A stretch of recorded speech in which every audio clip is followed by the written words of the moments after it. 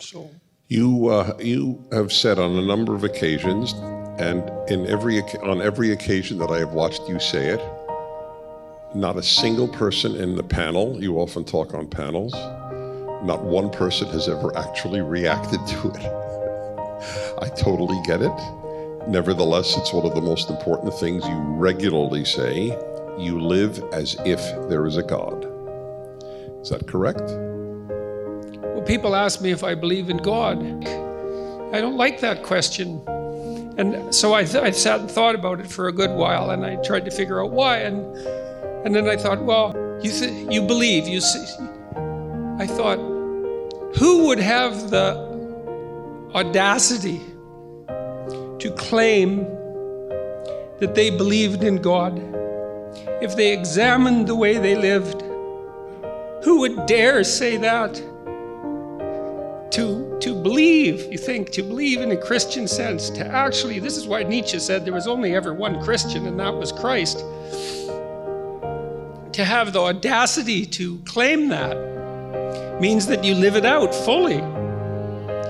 And that's an unbearable task in some sense.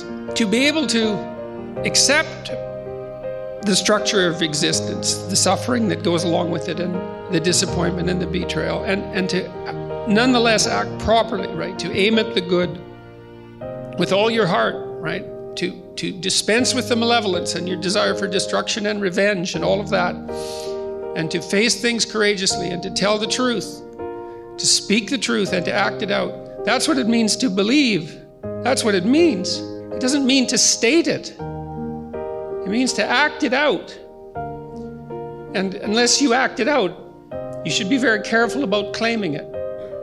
And so I've never been comfortable saying anything other than I try to act as if God exists, because God only knows what you'd be if you truly believed. I mean, if you think about it in some sense, that's the central idea in Christianity, is that if you were capable of believing, it would be a transfiguring event, a truly transfiguring event. And I know people experience that to one degree or another, but we have no idea what the limit of that is. And we have no idea what the possibility is within each person if they lived a life that was maximally courageous and maximally truthful.